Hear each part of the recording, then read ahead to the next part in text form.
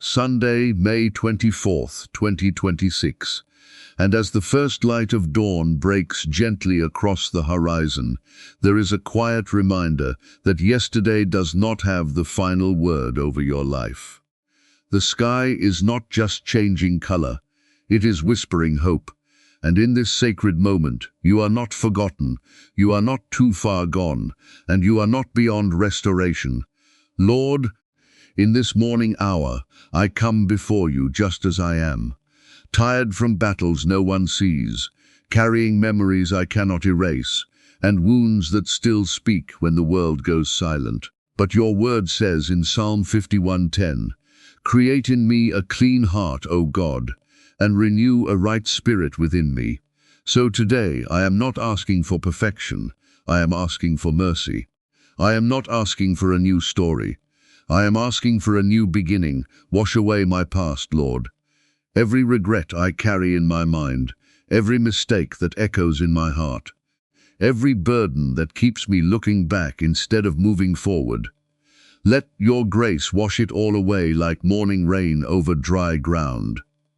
Because you promised in Isaiah 43:18-19, "Forget the former things, do not dwell on the past. See, I am doing a new thing." So I hold on to that promise right now, even if my soul still feels heavy. Breathe life into the broken places within me. Where I feel empty, fill me with your peace. Where I feel weak, strengthen me with your spirit. Where I feel lost, guide me with your light. Let this morning not just be another day, but a divine reset, where shame loses its voice, where fear loses its grip, and where hope rises again like the sun over a darkened sky. Because, Lord, I believe you are the God of restoration, the God who heals what others call ruined, and the God who writes new endings where I thought everything was over. And now I step into this day, not as who I was, but as who you are shaping me to become. A fresh start begins with surrender, not perfection. And this truth becomes the doorway through which God breathes new life into a weary soul that has spent too long trying to fix itself before coming back to Him. So many hearts wake up carrying the silent pressure of needing to be better first, needing to be clean enough, strong enough, worthy enough before lifting their eyes in prayer. But the grace of God has never operated on the condition of human perfection. It begins exactly where you are, in the middle of imperfection, in the middle of emotional exhaustion, in the middle of thoughts that feel too heavy to organize, in the middle of a past that refuses to stay silent. Surrender is not weakness. It is the deepest form of spiritual honesty. It is the moment when a soul stops pretending and starts yielding. It is the quiet breaking of pride, not in defeat, but in trust. Because there comes a point where holding everything together in your own strength becomes more painful than letting God hold what you cannot fix. And in that moment, surrender becomes a holy exchange, your burden for His peace, your confusion for His clarity, your shame for His mercy. The heart that surrenders is not the heart that has it all together. It is the heart that finally admits, "Lord, I cannot carry this anymore." And that admission is not rejection in the eyes of God. It is invitation. It is the opening of a door that has been closed by self-reliance and fear. Psalm 34:18 reminds us that the Lord is close to the broken-hearted and saves those who are crushed in spirit. Not because they have achieved spiritual perfection, but because they have come to the end of themselves. There is something sacred that happens when a person stops negotiating with their past and starts yielding it to God. The memories that once felt like chains begin to lose their authority. The mistakes that once defined identity begin to lose their voice. The inner accusations that once sounded like truth begin to fade under the weight of divine mercy. Surrender is not forgetting what happened. It is refusing to let what happened become the final definition of who you are becoming. And yet, the human heart often resists this process because perfection feels safer than surrender. Perfection gives the illusion of control, while surrender requires trust in what cannot be seen. But God does not call us into control. He calls us into communion. He does not ask for a flawless record. He asks for an honest heart. My grace is sufficient for you, for my power is made perfect in weakness. 2 Corinthians 12:9. And this means that weakness is not disqualifying. It is the very place where divine strength begins to manifest. So in this sacred morning hour, surrender becomes a posture of release. It is the lifting of empty hands that once tried to carry emotional wounds alone. It is the softening of a heart that has been hardened by disappointment. It is the decision to stop replaying yesterday's pain and start trusting today's grace. Even when emotions resist it, even when memories resist it, even when fear whispers otherwise, surrender still speaks louder in the language of faith. Because God is not asking you to arrive whole before Him. He is asking you to come so He can make you whole in Him. And that process does not require perfection. It requires presence. It requires honesty. It requires a willingness to be seen in your brokenness, without hiding, without pretending, without performing spirituality, just to feel accepted. There is a divine exchange happening in surrender that the human mind cannot fully comprehend. What feels like loss to the flesh becomes gain in the spirit. What feels like letting go becomes being lifted. What feels like breaking down becomes being rebuilt in ways that are unseen but deeply real. As God begins to reshape identity, not around performance, but around grace that does not fail, even when you do, God's mercy is greater than yesterday's mistakes. And this truth becomes the anchor for every heart that wakes up, still feeling the weight of what cannot be undone. There are moments when the mind replays what the soul wishes it could erase. When silence becomes a courtroom and memory becomes a judge, and in those moments, human guilt feels louder than divine grace. But the voice of God has never been in agreement with condemnation. His mercy speaks a different language, one that does not reduce a person to their worst moment, but lifts them into the reality of redemption that is still available. When you look at your past through human eyes, it often appears final, like a closed book with no more pages to write. But when God looks at it, He sees something entirely different. He sees the possibility of restoration where the world sees ruin. He sees healing where the heart sees damage. He sees purpose where shame tries to define identity. This is why Lamentations 3:22-23 becomes a lifeline in moments of inner struggle. Because of the Lord's great love we are not consumed, for His compassions never fail. They are new every morning, not yesterday's mercy, not borrowed grace, but new mercy, freshly poured out at the break of each dawn. There is something deeply healing about realizing that God does not ration mercy based on human performance. He does not withdraw compassion when failure appears. Instead, His mercy stands like a constant river that does not dry up because of human weakness. And yet, many hearts struggle to accept this because they are trained to measure worth through achievement and failure.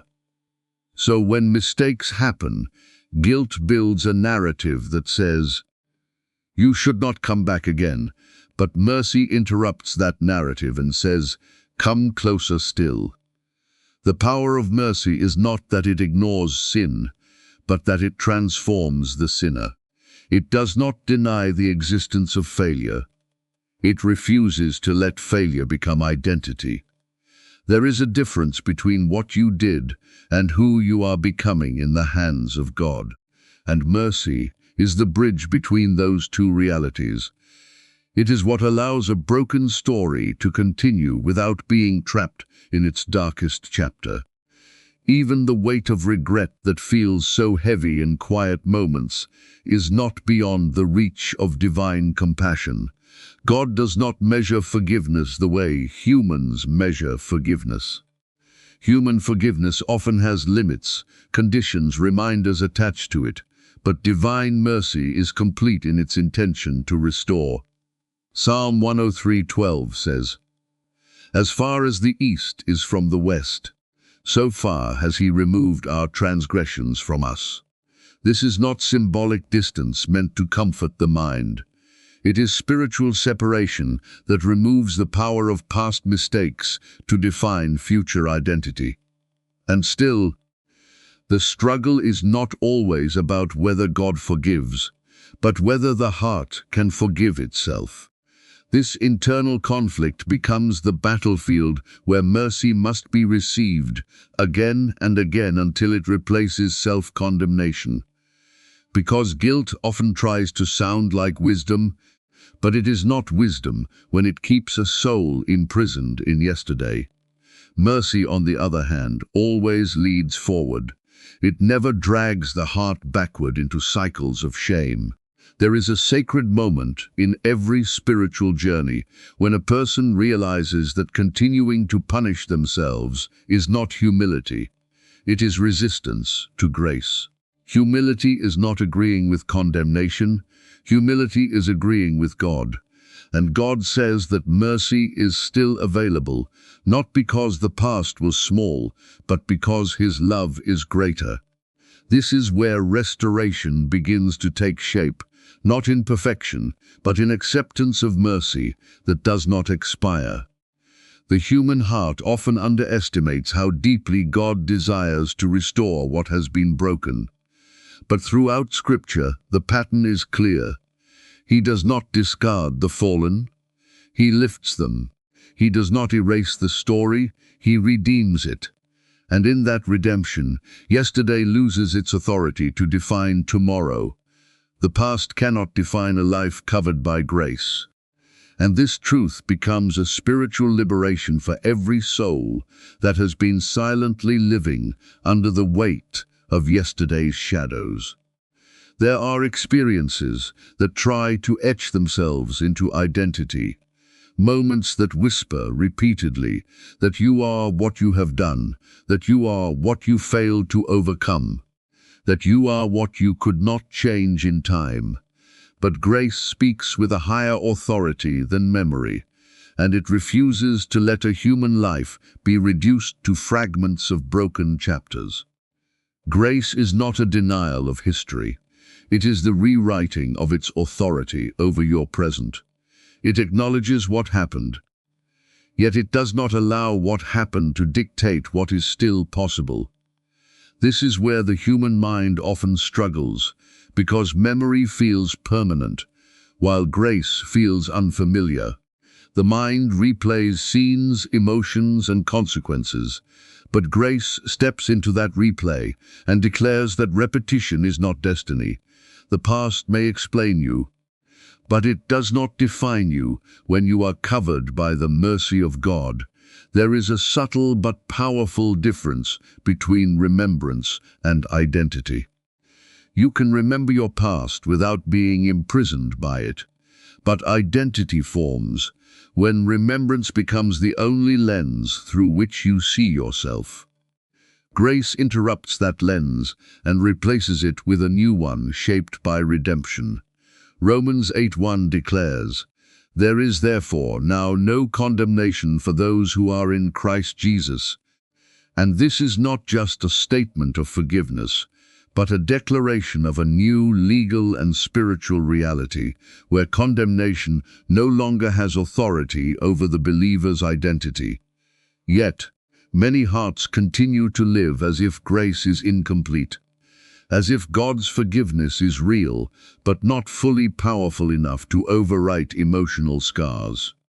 This is where inner healing must take place, because emotional memory often lingers longer than spiritual truth is applied. A person may be forgiven in spirit, but still feel defined in emotion. And in that gap, the past tries to rebuild its influence, whispering through insecurity, fear, and self-doubt. But grace is persistent. It does not only cancel guilt, it rebuilds identity. It begins to reshape how a person sees themselves, not through the lens of failure, but through the lens of divine calling. When grace enters a life, it does not erase the story, it repositions it. What once was a source of shame becomes a testimony of survival and transformation. What once was a reminder of weakness becomes evidence of God's sustaining power. There is also a deep healing that comes when a person realizes that God does not consult their past when determining their future. Human systems often do. People are labeled, categorized, and remembered by their worst moments. But divine grace operates outside the limitations of human judgment. It calls people forward, even when their history tries to pull them back. It speaks identity over insecurity, purpose over pain, and calling over condemnation. The weight of the past often tries to convince the heart that growth is no longer possible, that change has limits, that certain mistakes permanently close certain doors. But grace is the force that reopens what regret has shut in the heart. It is the power that restores what shame tried to bury. It is the voice that says your timeline is not finished, even when you thought it had ended too early. And still, one of the most profound struggles is accepting that grace does not require proof of worthiness. It is not earned by improvement, nor maintained by perfection. It is given freely, yet it must be received fully. This receiving is where transformation begins, because as long as a person resists grace by clinging to identity shaped by failure, they remain emotionally bound to a past that God has already released them from. The past will always try to speak, but grace speaks louder, not in accusation, but in invitation. It invites a person to rise beyond what was, into what is being formed through divine purpose. And in that rising, the past loses its authority to define direction, because grace establishes a new foundation where identity is no longer rooted in brokenness, but in restoration that continues unfolding with every step forward. Healing begins when we invite God into our pain. And this moment becomes the turning point, where silent suffering stops being carried alone and starts being surrendered into divine hands. There are wounds that are visible to the world, but there are also wounds that live quietly within the heart, untouched by explanation, unseen by others, yet deeply felt in every thought, every memory, every moment of stillness. And for many souls, the greatest struggle is not the pain itself, but the isolation of carrying it without knowing where to place it. God never designed human beings to heal in separation from Him. The invitation has always been closeness, not distance. Yet pain often makes people withdraw, believing they must first become whole before approaching God. But healing does not begin with perfection. It begins with presence. It begins when a broken heart, instead of hiding, opens itself honestly before the one who already sees every layer of hurt. Psalm 147:3 says, "He heals the broken-hearted and binds up their wounds." And this healing is not distant or delayed. It is active, intentional, and deeply personal. When pain is carried alone, it grows heavier. It becomes internalized, replayed, and woven into identity. But when pain is brought before God, something sacred happens. The weight begins to shift, not instantly always in circumstances, but deeply in the spirit. Because God does not dismiss pain as insignificant, nor does he rush past it. He enters into it. He meets the heart exactly where it is, without expectation of pretense or performance. There is a profound difference between managing pain and healing from it. Managing pain often means learning how to function while still carrying hidden wounds. But healing means allowing God to reach into the places that human strength cannot access. It means allowing him to touch memories that still sting, emotions that still tremble, and thoughts that still repeat what should have been different. Healing begins when those places are no longer guarded from God, but surrendered to him. Many people hesitate to invite God into their pain because they fear judgment or misunderstanding. But God is not distant from suffering. Scripture reveals him as close to the broken-hearted, not observing from afar, but drawing near with compassion. This means there is no pain too complex, no emotional wound too layered, no internal struggle too deep for his presence to enter. Even the pain that is difficult to articulate is fully understood by him. There is something transformative about honest prayer in the middle of hurt. It is not polished language or perfect words that bring healing, but authenticity. When a person says, "Lord, this is where I am hurting," without filtering or hiding, that honesty becomes the opening through which healing begins to flow. It is in that vulnerable space that God starts to untangle what pain has knotted within the soul. Sometimes healing feels slow because God is not only touching the surface pain, but also the deeper roots that caused it. He is not just soothing emotions. He is restoring identity. He is not only comforting grief. He is rebuilding trust. He is not only easing sadness. He is realigning the heart with hope again. This kind of healing is layered, gentle, and often unseen in its early stages, but deeply real in its transformation. There are moments when pain tries to convince a person that healing is impossible, that what was broken cannot be restored.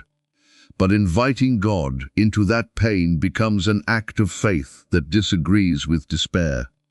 It declares that suffering does not have the final word, that brokenness is not the end of the story, and that divine presence is stronger than emotional collapse.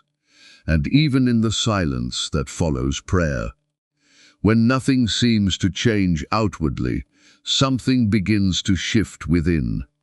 The presence of God does not always remove pain immediately, but it begins to hold it differently. It transforms isolation into companionship, despair into endurance, and emotional heaviness into spiritual steadiness that begins to carry the heart forward in ways it could not manage alone. Every sunrise is a reminder of God's faithfulness, and in the quiet unfolding of morning light, there is a message that speaks louder than words ever could. Before a single task begins, before the weight of the day settles on the mind, creation itself preaches a sermon of renewal. The sun does not hesitate to rise, even after the darkest night. It does not question whether the world deserves its light. It simply appears, faithfully, consistently, as if heaven is reminding the earth that hope is never cancelled by yesterday's darkness. There is something deeply spiritual about watching the horizon change from darkness to gold. It feels like time itself is being gently rewritten, as if God is saying that no night is permanent, no storm is endless, and no sorrow is final. This is why Lamentations 3:22-23 carries such weight in the heart of a believer. His mercies are new every morning, not occasionally, not conditionally, but every morning without exception. The sunrise becomes a visible expression of that promise, painted across the sky in colors that speak of patience, endurance, and renewal. When a person is emotionally exhausted, even simple things can feel heavy. Thoughts become crowded, emotions become unpredictable, and hope feels distant.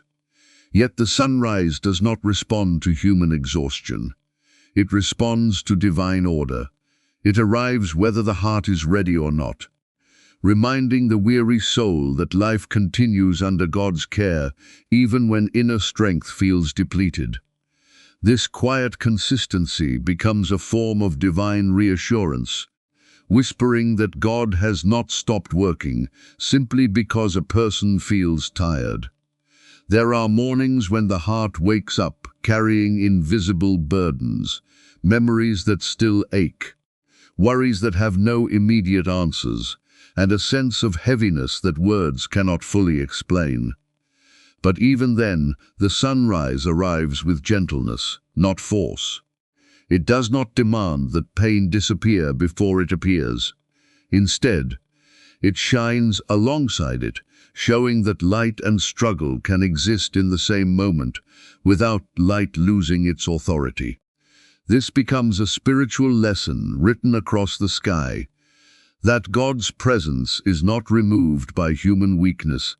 The faithfulness of God is not only seen in miracles or dramatic interventions, but in the ordinary rhythm of creation that continues without interruption.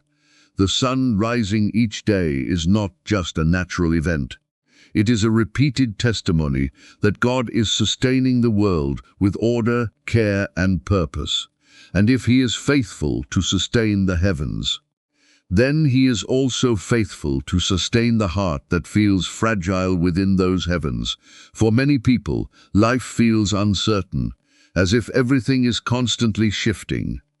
Plans change, emotions fluctuate, relationships evolve, and seasons of life come and go without warning.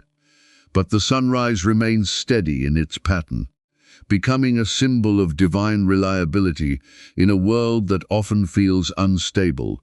It is a quiet reminder that while everything around may change, God's faithfulness does not. There is also healing hidden in simply witnessing the morning light. In that moment, the mind is given permission to pause from regret and worry, even briefly, and to recognize that a new beginning is already being offered. The sunrise does not ask permission to bring light. It simply gives it.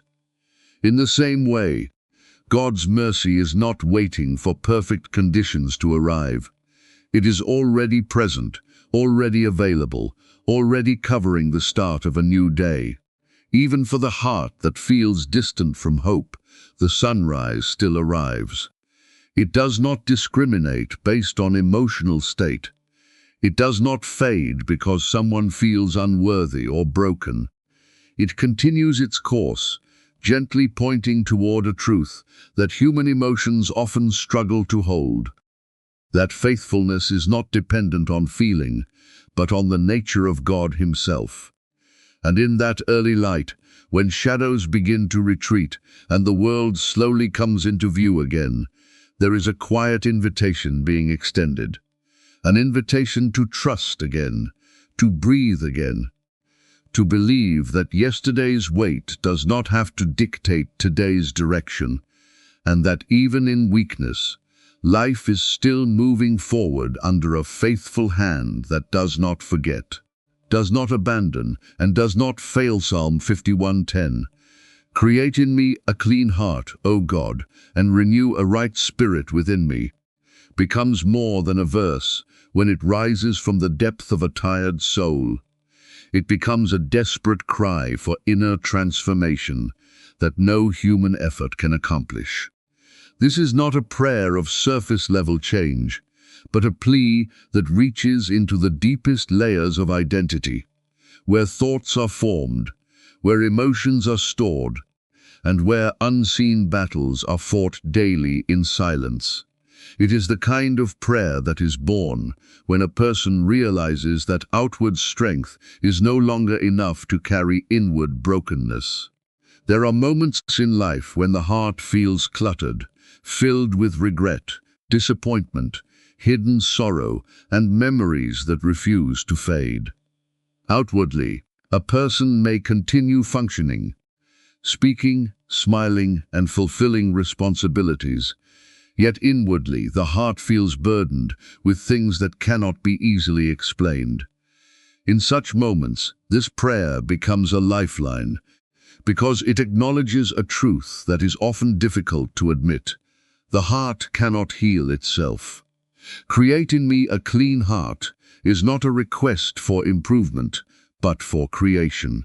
It is asking God to do what only He can do, to bring something new into existence where emotional damage has taken place. The word create carries divine authority, the same creative power that brought light into darkness, order into chaos, and life into emptiness. This means that even when the inner world feels disordered, God is not limited by what already exists within a person.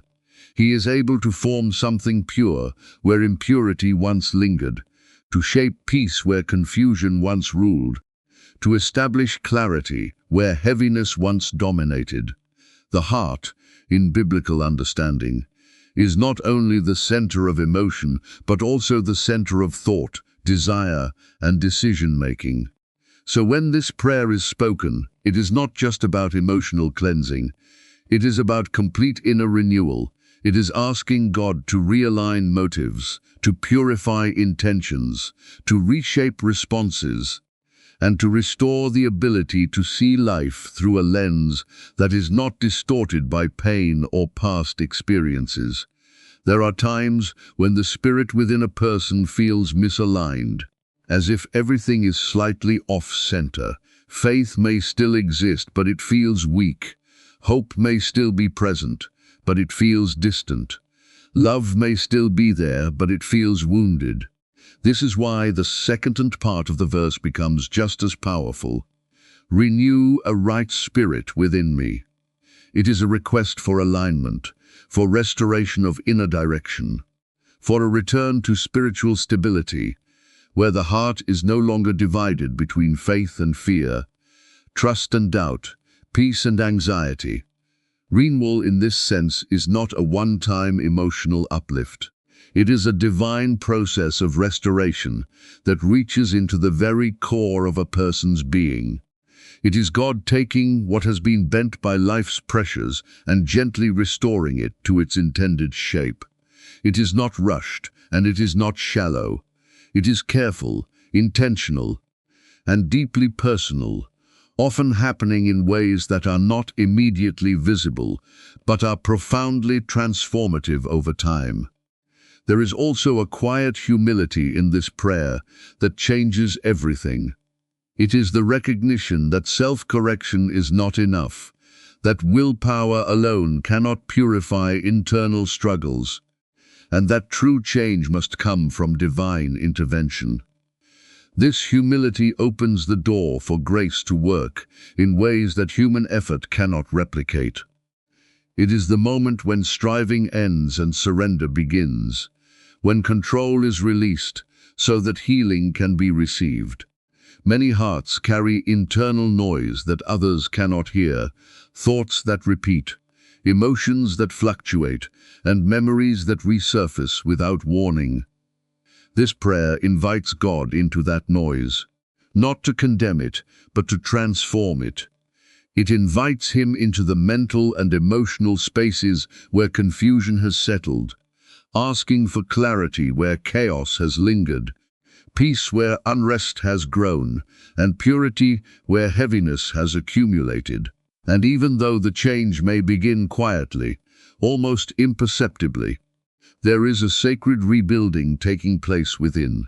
What once felt fractured begins to be held together by grace. What once felt unmanageable begins to be guided by divine order.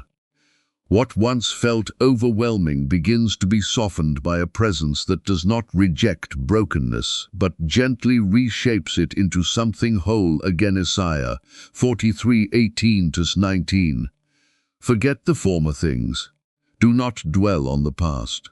See, I am doing a new thing, becomes a divine interruption to every mind that keeps returning to what God has already called to release.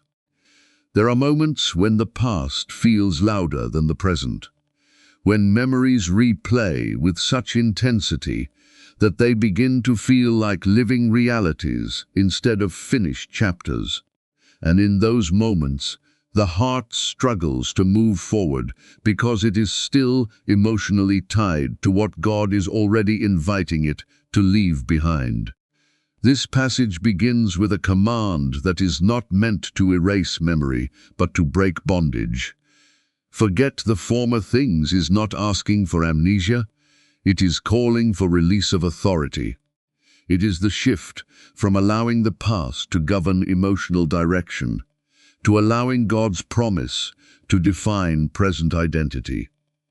Because what often holds people back is not only what happened, but what continues to be emotionally rehearsed within the mind long after it has ended in reality. There is a difference between remembering and dwelling. Remembering is natural, but dwelling becomes dangerous when it begins to shape identity, decisions, and expectations for the future. Dwelling turns memory into limitation. It convinces the heart that because something happened before, it must continue to define what will happen next. But God interrupts that cycle by introducing a new perspective, one that is not built on repetition of pain, but on expectation of renewal. Do not dwell on the past is an invitation to shift attention, because where attention goes, emotional energy follows. When attention remains fixed on past failure, regret, or disappointment, the soul begins to live as though those moments are still active. But when attention is redirected toward God's promise, something begins to loosen internally. The grip of yesterday starts to weaken, not because the memory disappears, but because a greater reality begins to take its place. And then comes the powerful declaration, "See, I am doing a new thing." This is not a suggestion or possibility. It is a divine statement of ongoing action. God is not waiting for the past to fully fade before he begins working. He is already working in the present, even while the mind is still trying to process what has been left behind. This creates a tension between what is felt and what is being formed, between emotional residue and spiritual renewal. The challenge for many hearts is that the new thing often does not look like what they expected. It does not always appear dramatic or immediate. Sometimes it begins quietly, in the form of subtle shifts in thinking, unexpected moments of peace, or small doors of opportunity that were not visible before. But because the mind is still anchored in the past, it can be difficult to recognize the beginning of something new while it is still unfolding. There is also a healing process involved in letting go of what was familiar, even if it was painful. The past, even when hurtful, can feel familiar, and familiarity often creates a false sense of security. But God does not call people into comfort zones of repetition. He calls them into spaces of transformation. And transformation always requires leaving behind what feels known in order to step into what is not yet fully understood. This scripture also carries a quiet reassurance that God is not limited by what has already occurred. Human perception often views time as linear and fixed, where what has passed cannot be changed. But divine perspective sees beyond limitation, where redemption can reshape meaning, and where new beginnings can emerge, even from places that once felt final. This is why the new thing is not dependent on human ability to fix the past, but on God's ability to create something beyond it. There are seasons when life feels stagnant, as if nothing is changing internally or externally. But this promise speaks directly into those seasons, reminding the heart that silence is not absence of action. Even when nothing appears visible, God's work is still in motion beneath the surface. And while the mind may still be processing old wounds, new pathways are already being formed in the background of spiritual reality. And in this unfolding process, the invitation remains steady, not to return to what was, not to remain trapped in what hurt, but to trust that what God is beginning carries more life than what has ended, even when the transition feels uncertain or emotionally challenging. Letting go of shame opens the door to peace, and this becomes one of the most difficult yet most liberating movements of the human heart. Shame is not just the memory of failure. It is the emotional weight that tells a person they are still defined by what they did, that they are still unworthy of love, still disqualified from restoration, still marked by something that cannot be undone. Unlike guilt, which points to an action, shame tries to attach itself to identity, whispering that the mistake is not something you made, but something you are. This is why shame becomes so heavy to carry. It does not stay in the past. It follows into the present. It does not remain as a thought. It becomes a feeling that colors how a person sees themselves in every moment. It speaks in silence, in hesitation, in self-doubt, and in the constant internal questioning of worthiness. And when left unchallenged, it begins to build walls around the heart, making peace feel distant and undeserved. But peace in God's presence is not something earned through perfection.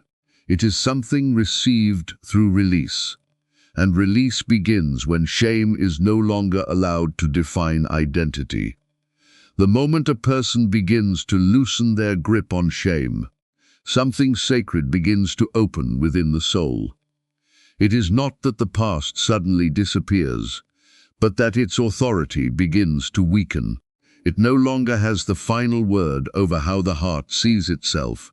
Shame thrives in secrecy, in isolation, in the places where a person believes they must hide what they have done or what has been done to them. But when the presence of God enters that space, hiding becomes unnecessary. There is no need for concealment in the presence of divine mercy.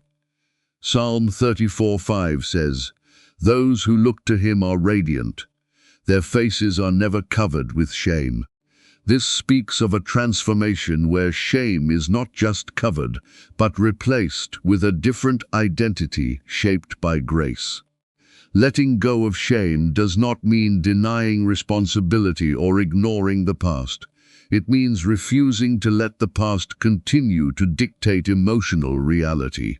It is the shift from self-condemnation to divine acceptance, from internal accusation to spiritual reassurance. Because shame often sounds like truth, but it is not aligned with the voice of God. God convicts with purpose, but shame condemns without hope. Conviction leads toward healing, while shame keeps a person trapped in cycles of self-rejection. There is also a deep emotional resistance that comes with releasing shame, because shame often feels like protection. It convinces a person that staying small, staying hidden, or staying emotionally guarded will prevent further pain. But in reality, shame does not protect, it imprisons. It restricts joy, limits connection, and blocks the ability to fully receive peace. And over time, it creates distance not only from others, but from the inner experience of God's love. Peace begins to enter when that internal distance starts to dissolve.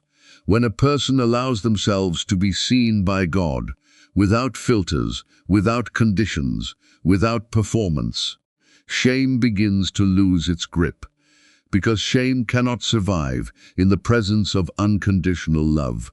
It fades where acceptance is fully received, where identity is no longer negotiated through failure, but established through grace.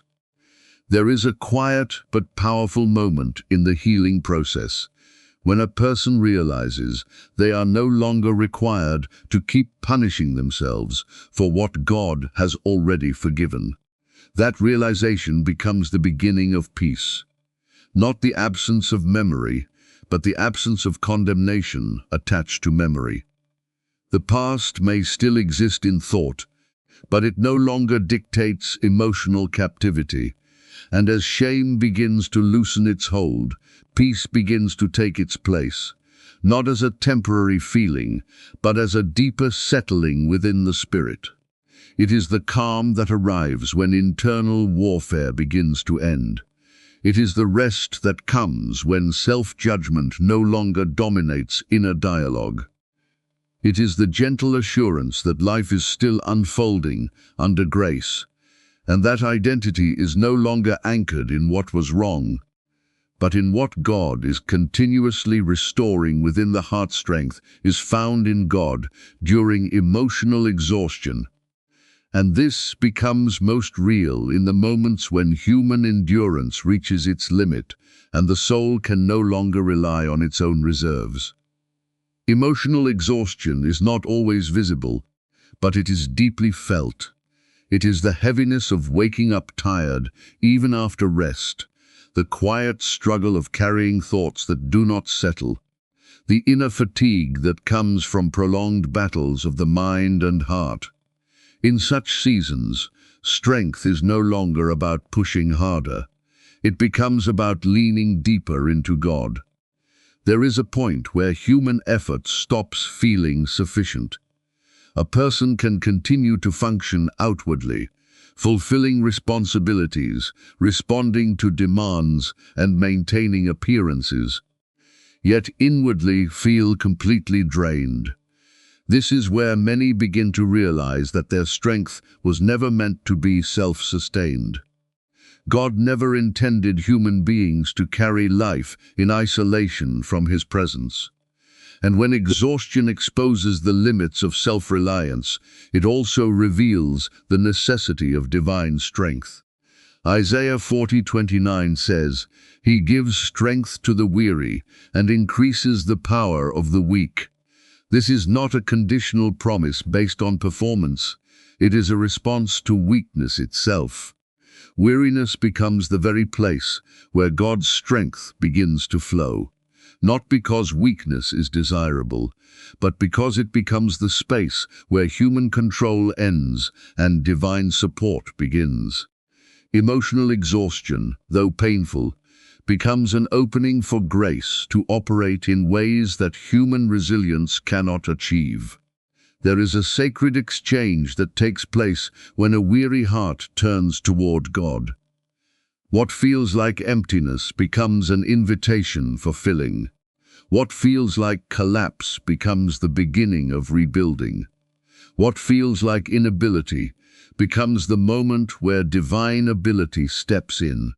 Strength from God does not always feel like sudden energy or instant relief. Often it begins as quiet, sustaining power, the ability to keep going when nothing within feels strong enough to continue. Emotional exhaustion often brings a sense of isolation, as if no one fully understands the internal weight being carried. But in God's presence, that isolation begins to dissolve. The soul realizes it is not alone in its struggle. God does not stand at a distance observing fatigue. He enters into it with compassion. This presence does not always remove the situation immediately, but it changes the way the heart carries it. The burden does not disappear instantly, but it begins to feel supported rather than suffocating. There is also a shift that happens in perspective when strength is received from God. What once felt overwhelming begins to feel manageable, not because circumstances change, but because internal capacity is renewed. Emotional exhaustion often distorts perception, making everything feel heavier than it is, more permanent than it actually is. But divine strength brings clarity back to the mind, allowing the heart to see beyond the immediate weight of emotion. In seasons of deep fatigue, even prayer can feel difficult. Words may not come easily, thoughts may feel scattered, and silence may replace expression. Yet even in that silence, strength is still being imparted. Romans 8:26 speaks of the Spirit helping in weakness when words cannot be formed. This reveals that communication with God is not limited to spoken prayer. It extends into the deepest places of surrender, where even silence becomes understood. There is a quiet restoration that happens when emotional exhaustion is held by God. It is not always dramatic, but it is deeply real. The heart begins to stabilize, the mind begins to slow, the internal pressure begins to ease. Strength is not always the removal of struggle, but the ability to remain steady within it. And this steadiness becomes evidence of a strength that is not human in origin.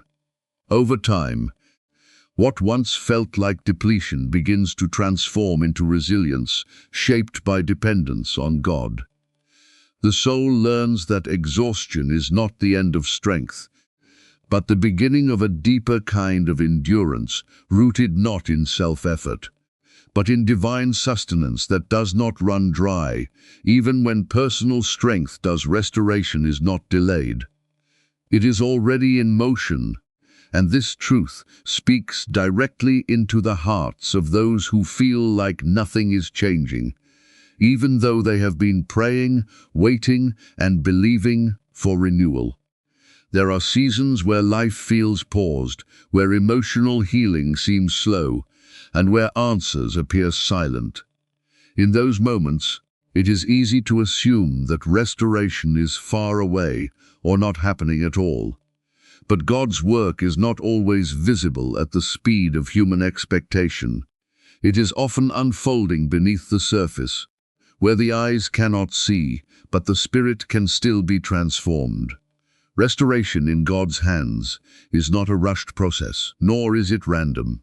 It is intentional, layered, and deeply precise.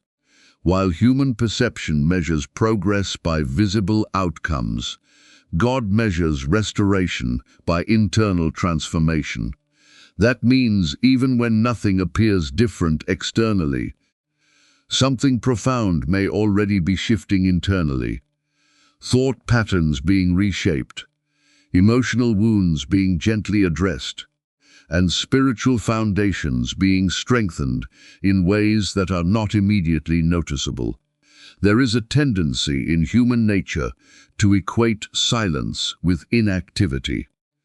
When prayers are not answered instantly, or when circumstances do not change quickly, the heart begins to question whether anything is happening at all. But divine restoration often begins in hidden places, like roots growing beneath the soil before a tree becomes visible above it. What is unseen is often where the most important work is taking place. Psalm 71:20 says, "Though you have made me see many troubles and hardships, you will restore my life again." This speaks of a certainty that restoration is not just a possibility, but a divine commitment.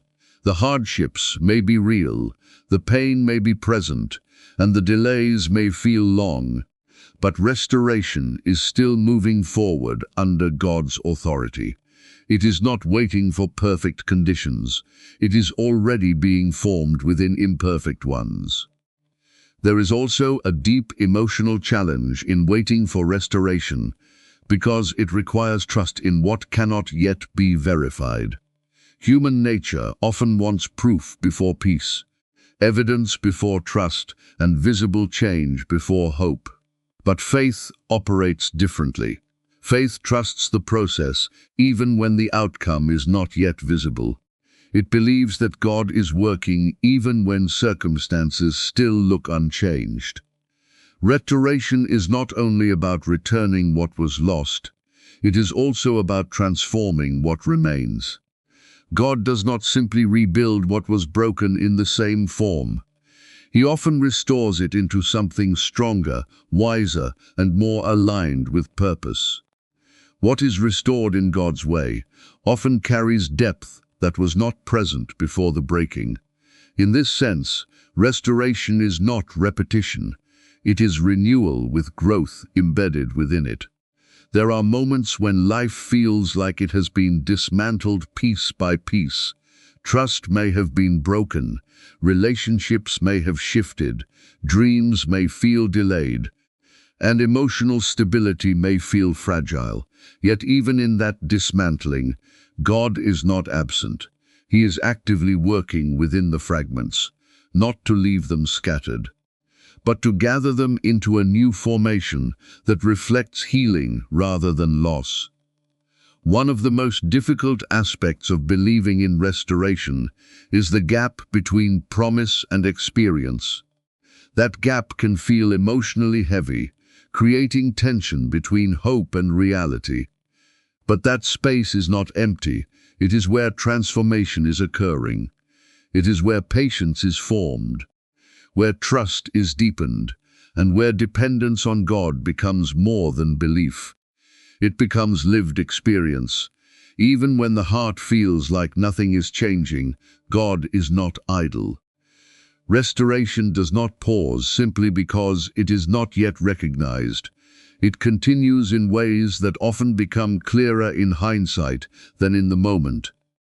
What felt like delay often reveals itself later as preparation, and what felt like silence often becomes evidence of unseen construction taking place within the spirit. And in this unfolding process, the assurance remains steady that nothing surrendered to God is ever wasted. Every tear, every prayer, every moment of endurance is being gathered into a work of restoration that is already underway, even when it has not yet fully surfaced into visible reality. Faith grows stronger in broken and silent seasons, and this truth becomes most real when life no longer feels loud with answers, but quiet with waiting. There are seasons where prayers seem to rise into silence, where effort does not immediately change circumstances, and where the heart feels suspended between hope and uncertainty. In those moments, faith is not built through visible victories, but through unseen endurance, through quiet trust, through holding on when nothing around confirms what is believed within. Broken seasons are often misunderstood because they do not feel like growth. They feel like loss, delay, confusion, or emotional collapse. Yet it is precisely in these spaces that faith begins to deepen in ways that comfort alone could never produce. When everything is going well, faith is often expressed easily, but when life feels fragmented, faith becomes tested, refined, and strengthened at its core. It moves from being something spoken into something lived. Silence in spiritual experience is often the most challenging part, not because God is absent, but because His voice is not always immediate in the way human expectation desires. Silence creates space where doubt tries to speak louder than trust. It is in this space that many internal battles take place, where thoughts question what the heart once believed so firmly. Yet silence is not emptiness in God's presence. It is often the environment where deeper dependence is formed. Habakkuk 2:3 says, "Though it linger, wait for it. It will certainly come and will not delay." This speaks into the tension between timing and trust. What feels delayed in human perception is not denied in divine intention. The waiting season is not wasted time, it is shaping time, and in that shaping, Faith is being stretched beyond emotional reliance into spiritual endurance that does not depend on immediate answers to remain steady. Broken seasons also expose the limits of human strength. They reveal how fragile self-reliance can be when circumstances become overwhelming. In those moments, faith stops being theoretical and becomes practical dependence on God's sustaining presence. It is no longer about understanding everything. It becomes about trusting even when understanding is incomplete. This kind of faith does not ignore pain, but it refuses to let pain define final belief. There is a deep internal transformation that takes place when faith is formed in silence. It becomes less about external reassurance and more about internal conviction. The heart begins to hold on to God, not because everything is visible, but because something deeper than visibility has taken root. This is where faith becomes resilient, not easily shaken by changing emotions or temporary setbacks. Silent seasons often feel like unanswered questions suspended in time. But even unanswered questions can become places where faith grows. Because in the absence of immediate resolution, the heart learns to rest in God's character rather than in immediate outcomes. This shift is significant because it moves trust from circumstances to the nature of God Himself. His faithfulness, His timing, His wisdom, His unseen orchestration. There are moments when brokenness feels overwhelming, when internal strength feels depleted, and when even hope feels distant. Yet even in those moments, faith is not destroyed unless it is abandoned. And often, what feels like weakening faith is actually faith being restructured in deeper form. It is being stripped of superficial dependence so that it can be rebuilt on something stronger and more lasting. James 1:3 says, "The testing of your faith produces perseverance." This reveals that testing is not meant to destroy faith, but to develop endurance. Perseverance is not built in ease, it is formed in resistance. It is shaped when belief continues, even without immediate confirmation.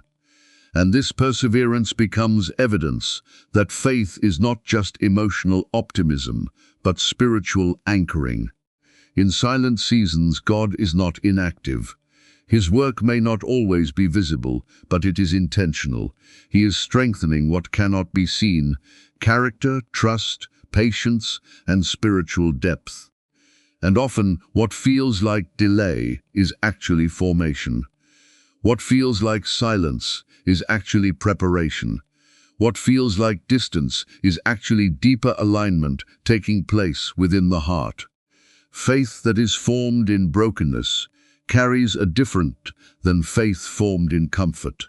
It becomes more grounded, less easily shaken, more deeply rooted in experience rather than assumption. It is faith that has been refined through pressure, shaped through waiting, and strengthened through unseen endurance. And because of that, it carries resilience that does not depend on favorable conditions to remain steady, even when emotions fluctuate, and even when understanding feels incomplete. Faith continues to grow quietly beneath the surface of silence, becoming stronger not because everything is clear, but because trust continues even when clarity has not yet arrived. And in that continuing, something within the heart becomes anchored in a way that does not easily break again.